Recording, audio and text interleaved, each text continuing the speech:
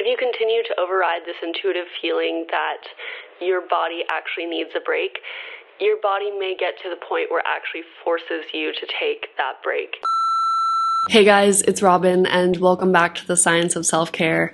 Today we're going to be talking about sickness recovery and little things that I like to do to make myself feel better quickly if I have a cold. I haven't been sick in a really long time, but this past weekend I was just hit and it really got me thinking about how important self-care is during times of sickness. So I wanted to document a few things that I did to recover quickly. I'm now a few days later feeling so much better. Maybe you can still hear a little congestion in my voice, but I'm generally feeling amazing. So here are some science-based things that I like to do on a sick day to recover as quickly as possible. So firstly, I always like to start off with a walk. Even though when you're sick, you really don't feel like getting out of bed, walking is one of the best things you can do. It's movement, it gets your blood circulating, and it's one of the few types of physical activity that actually lowers your cortisol and causes a stress relief response in your body. Anyone who's had surgery or has been in the hospital knows that they always encourage you during your recovery period to make little laps around the hospital. I always remember that when I'm feeling ill. So I currently live on a farm and there's a giant tractor mowing the farm field outside. Hopefully you cannot hear that, but it's hard to tell. Anyways, what's really important for me on sick days is that I let go of a lot of my normal routine. So normally on walks, I'm listening to a podcast, I'm listening to a book, I'm trying to educate myself. But on a sick day, I think it can actually be really helpful to release that and do something fun, do something lighthearted. Listen to stand-up comedy, listen to music that makes you happy and lifts you up. Anything to raise your spirit is going to make your sick period more enjoyable and make your recovery faster. After a nice walk, I love to have a warm breakfast in the morning. For me, oatmeal is something I eat very regularly, and when I'm sick, it is one of the most nourishing foods. So here I'm making a chocolate collagen oatmeal that I make a lot, and I actually have a recipe on this, which I will post down below.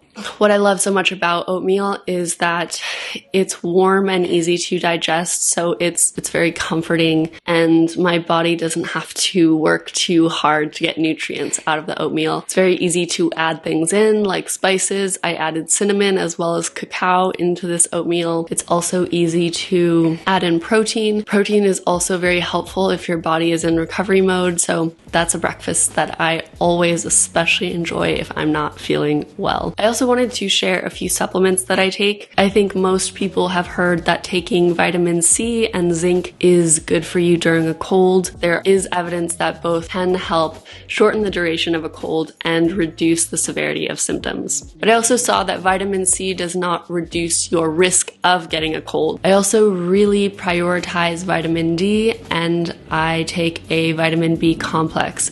Both vitamin D and B vitamins are very important for your immune system, and if you have a deficiency in either, this can cause your immune system to weaken. A deficiency in vitamin D leads to an increase in autoimmunity, and a deficiency in B vitamins can also increase your likelihood of getting infections, and it can also slow wound healing. So these vitamins are just generally good to incorporate into your diet. Obviously, I always say on this channel, before taking any sort of vitamins, you should get a blood test with your doctor and discuss. I'm not a doctor and I'm not here as your doctor, but I do want to share the importance of these vitamins in my life and that they're a big part of my daily life as well as my recovery ritual. Also, when I'm sick, I love to include herbs. Here I have cinnamon and turmeric, which you can make drinks and teas out of. I also made myself some cabbage later in the day with ginger, turmeric, oregano, and cumin.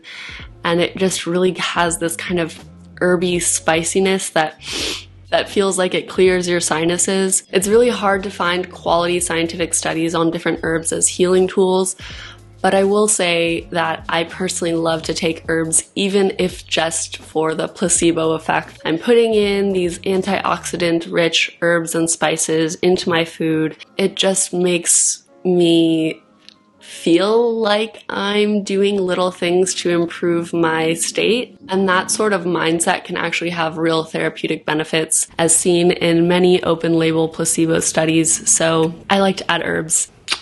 Delicious. A big part of healing quickly when I'm sick is not overexerting my body. I know I just talked about taking a walk, but I actually like to spend a lot of my day in bed. Even if I'm doing work, I will do that in bed. I know that's kind of the cardinal sin here on YouTube.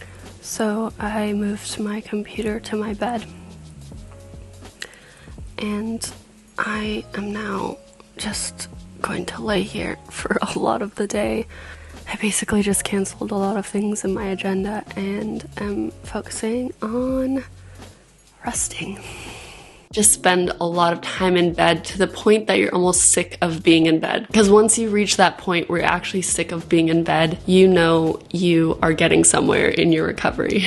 So instead of trying to resist the need for rest, I actually really lean into it. I think this is probably one of the biggest takeaways for me. If you aren't actually listening to your body and taking care of its needs regularly, your body will get to a point where it will make you listen. It will make you slow down. It will make you cancel everything. So whenever I get to that point, I really just like to be self-compassionate and give my body what it needs, which is doing nothing. That is an honorable thing to do for your beautiful body that gets you through every single day here on earth. So very fittingly, during the sick day, I was reading the book Essentialism, and the concept behind this book is less but better. Doing less so that what you do, you can do with more enthusiasm, with more focus, and with more energy. And it was something that really hit home. I think I got to this sick place by doing a lot. I had been traveling for hours, had been walking in the rain a lot. You know, the little things like that. If your body is asking for a break, it might actually be time to preemptively just say no. Say no for a day to all the things you have planned and just rest and lean into that and respect your body's signals. And then I decided I was gonna cook myself some soup. As I was preparing this meal, I kind of had this realization that this entire day of me recording all the things that I do to get better was the last thing that I had to say no to. As I was making the soup, I realized I need to stop recording my day and I need to just let go. And that is when I decided I was going to eat a beautiful meal and watch The Office. Self-care doesn't always have to be such a science-based thing. I know this title of my channel is The Science of Self-Care, but at the end of the day, your body and mind should guide your self-care. You intuitively know what you need, and I think that's something that sometimes too much of a focus on the cerebral science behind everything can actually guide us away from our own internal health compass. And my biggest hope on this channel is that science supports you and your internal health compass in finding what works for you and your body. So hopefully this video was a little bit of inspiration, but not too prescriptive, because I think healing is a very personal thing and it's also a very mental thing. So do what makes you feel good, be kind to yourself, and just really let go of all the things that you feel like you need to be doing or should be doing, and just enjoy being alive. I would love to know if you have any special health hacks or rituals that you like to do when you're feeling ill. Let's share down below. As always, I love to start a conversation with the community so that we can all be our happiest, healthiest selves together. If you enjoyed this content, I share similar content on Instagram at science.of.selfcare. Thank you guys so much for watching, and I look forward to seeing you next time.